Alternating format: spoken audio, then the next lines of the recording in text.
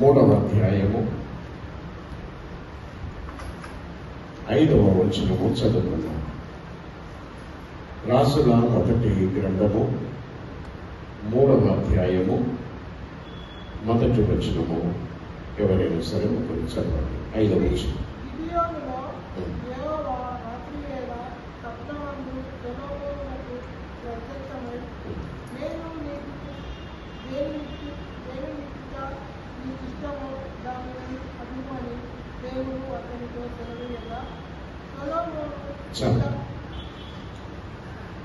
దేవుని బిడ్డలారా, ఈ రాత్రి సాయంత్రము దేవుడు మనతో కూడా మాట్లాడుతూ ఉన్నటువంటి సమయం.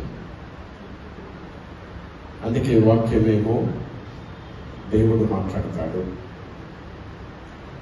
ప్రార్థనలతోనేమో మనము దేవుడితో మాట్లాడతాం. ఇక్కడ మరి దేవుడు సొలొమోనుతో మాట్లాడుతూ ఉన్నాడు.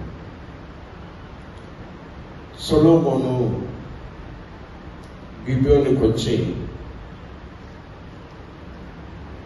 ఆ స్థలములో మరి బలులు అనిపించి అక్కడనే ఆ రాత్రి ఆ స్థలములో ఉన్నాడు. ఆ గిబియోనులో నిద్రించుచు ఉన్నటువంటి సొలొమోనుకు ఆ రాత్రి దేవుడు ప్రత్యక్షమయ్యాడు. దేవుడు ప్రత్యక్షమై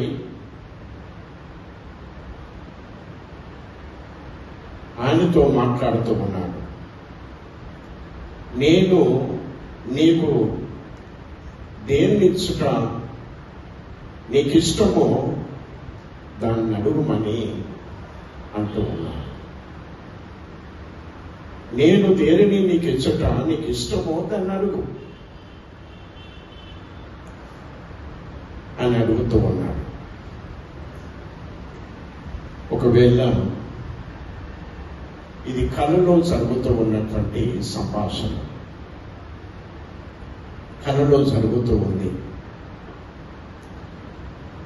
మన దేవుడు ఏదైనా ఒకవేళ తాను ప్రకటించాలి అనుకుంటే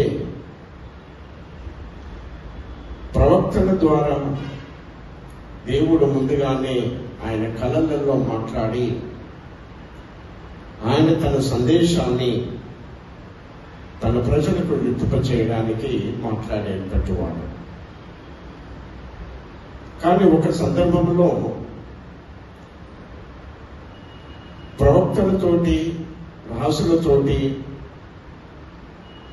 మరి మాట్లాడినటువంటి ఆ సందేశము, కలలోని సందేశము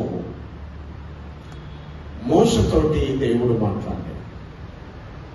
మోషతోటి దేవుడు ముఖాముఖిగా మాట్లాడాడు. ఎందుకు అంటే మోషే తన ఇల్లంతటిలో కూడా నమ్మకమైనటువంటి వాడు, సాత్వికుడు అనేటువంటిది మరి దేవుడు మోషలో దేవుడు చూసి, దేవుడు ఎప్పుడు మాట్లాడినా మోషతో దేవుడు ముఖాముఖిగా మాట్లాడేటువంటి సందర్భం మనకు కనబడుతూ ఉంది.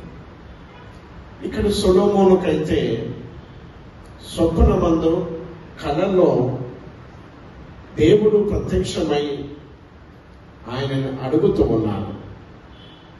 నేను నీకు దేనిని ఇచ్చుట నీకు ఇష్టమో నువ్వు నన్ను అడుగు అంటూ ఉన్నాడు. ఒకవేళ మనము ఒకవేళ అడగడానికి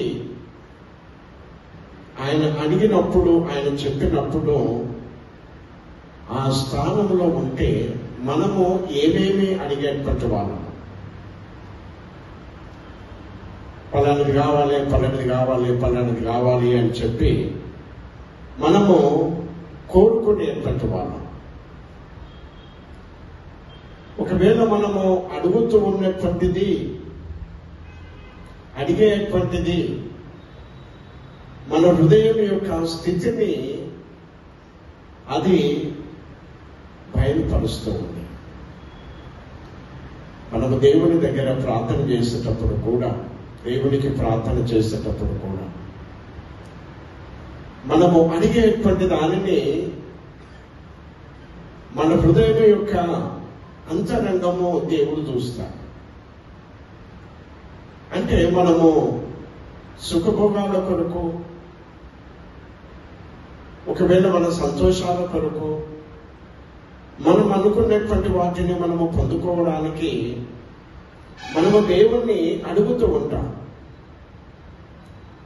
దాని ద్వారా మన అంతరంగంలో ఏమున్నదో అది మనం బయట పెట్టేస్తూ ఉన్నాం. మనము కొద్దిసేపు అయితే అందరం ప్రార్థన చేస్తాం. ప్రార్థన చేసేటప్పుడు మన మనసులో ఏముందో దాన్ని బయటకు వచ్చేస్తాం. ఆ బయటికి వచ్చేసేటువంటి దానిని దేవుడు గమనిస్తాడు. అందుకొరకే నా వలన నీకు ఏమేమి కావాలో నువ్వు అడుగు అని అన్నప్పుడు అక్కడ సొలొమోను ఆ కలలోనే దేవుడితోటి మనవి చేసుకుంటూ ఉన్నాడు. దేవుడితోటి మనవి చేసుకుంటూ ఉంటే దేవుడు విన్నాడు. ఆయన మాట్లాడేటువంటి మాటలన్నీ కూడా దేవుడు విన్నాడు. విన్న తరువాత దేవుడు సెలవిస్తూ ఉన్నటువంటి మాట ఏంటంటే 10వ వచనంలో చూడండి, సొలొమోను చేసిన ఈ మనవి ప్రభువునకు అనుకూలమాయను. సొలొమోను చేసిన ఈ మనవి ఎవరికి అనుకూలమైంది? దేవునికి అనుకూలమైంది. దేవునికి నచ్చింది, దేవునికి ఇష్టమైంది. ఈలాంటి ప్రార్థన అనగా దేవునికి ఇష్టమైనటువంటి రీతిగా, దేవునికి అనుకూలమైనటువంటి రీతిగా మనము ప్రార్థన చేస్తే, మనము దేవుణ్ణి అడిగితే దేవుడు మనకిచ్చేటువంటి ఆ ఈవులు ఎన్నో దేవుడు మనకు అనుగ్రహించబోతూ ఉన్నాడు. అందుకే ఆ మాట అంటూ ఉన్నాడు. ఒకవేళ దేవుడు గమనించాడు, ఆయన హృదయమును దేవుడు మరి పరీక్షించాడు. పరీక్షించినప్పుడు అతను ఏమేమి అడుగుతాడో అనుకున్నాడు. అందుకొరకే 11వ వచనం అంటాడు, దేవుడు అతనికి ఇలాగూ సెలవిచ్చను, దీర్ఘాయువునైనను ఐశ్వర్యమునైనను నీ శత్రువుల ప్రాణమునైనను అడగక. మనము అడిగేటువంటి అంశాలు, ఒకవేళ మనకు 4 కాలాలు జీవించాలయ్యా, నేను బ్రతకాలి అని ప్రార్థన చేస్తాను. నాకు ఎటువంటి ఆర్థిక ఇబ్బంది ఉండకుండా నీవు నన్ను దీవించు, నన్ను సమృద్ధిగా నీవు ఆశీర్వదించు అని ప్రార్థన చేస్తాను. ఒకవేళ మనకి ఎదురుగా ఎవరైనా శత్రువులు ఉంటే ఆ శత్రువులను హతం చేయయ్యా, వాళ్ళని చంపయ్యా అని చెప్పి మనము ప్రార్థన చేస్తాం. వాళ్ళ ప్రాణమును తీయమని అడుగుతూ ఉంటాం. కానీ సొలొమోను అటువంటిది ఏది కూడా అడగలేదు. అడగక అక్కడ చెప్పినటువంటి మాట ఏంది, న్యాయములను గ్రహించుటకును వివేకము అనుగ్రహించమని నీవు అడిగితివి. కనుక ఆయన అడిగినటువంటి 2వ మనవులు ఏంటంటే, ఇదిగో న్యాయములను గ్రహించుటకును వివేకమును నాకు అనుగ్రహించు. ఎందుకంటే ఇంతమంది ప్రజలు ఉన్నారు, ఆ ప్రజలకు ఏ విధమైనటువంటి తీర్పు తీర్చాలో, తీర్పు తీర్చగలిగినటువంటిది, ఆ ప్రజలకు న్యాయం చేయగలిగినటువంటి జ్ఞానము నాకు ఇయ్యయ్యా అని సొలొమోను దేవుణ్ణి అడిగాడు. దేవుణ్ణి ఎప్పుడైతే అడిగాడో దానితో పాటు దేవుడు తనకు కావలసినటువంటి దానిని ఇస్తూ ఉన్నాడు.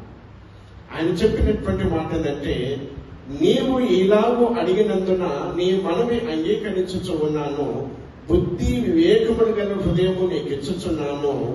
పూర్వీకులలో నీ వంటి వాడు ఒకడునూ లేడు, ఇక మీదట నీ వంటి వాడు ఒకడు కూడా ఉండడు.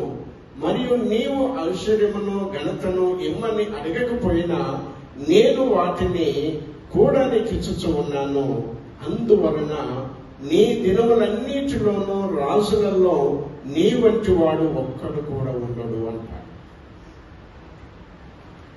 ఆయన కోరుకున్నది రెండే మాటలు, కానీ దేవుడు తనకిచ్చేటువంటి ఆశీర్వాదాలు ఎన్నో దేవుడు ఇస్తూ ఉన్నాడు. అందుకొరకే ఈ రాత్రికాల సమయమున మనము యోగ్యమైనటువంటి ప్రార్థన, యథార్థమైనటువంటి ప్రార్థన, నిజమైనటువంటి ప్రార్థన మనము దేవుని దగ్గర మనము చేసినప్పుడు, మనము చేసినటువంటి ఆ ప్రార్థన వెనుకాల వచ్చేటువంటి ఆశీర్వాదం, అది మనము చేసేటువంటి ప్రార్థన మనవులకు ఎంతమందికో వారి జీవితాలలో గొప్ప ఆశీర్వాదాన్ని తీసుకొని రాబోతుంది.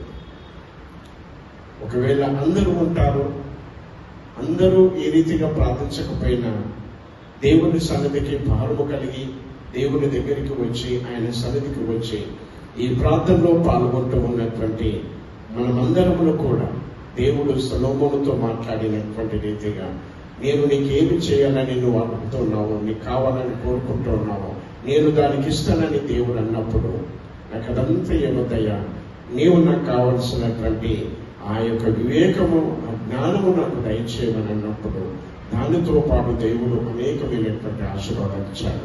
అందుకొరకే మరి దేవుని సన్నిధిలో మనము కోరి ప్రార్థన చేస్తూ ఉన్నటువంటి మన ప్రార్థన ద్వారా మనము దీవించబడుతూ ఉన్నాం, ఇతరులు కూడా ఆశీర్వదించబడుతూ ఉన్నారు.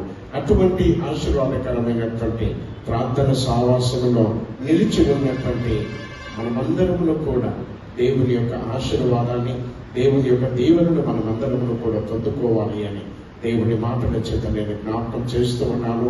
దేవుడు ఈ మాటలు మన వెనుకల్లో దీవించి ఆశీర్వదించుగాక.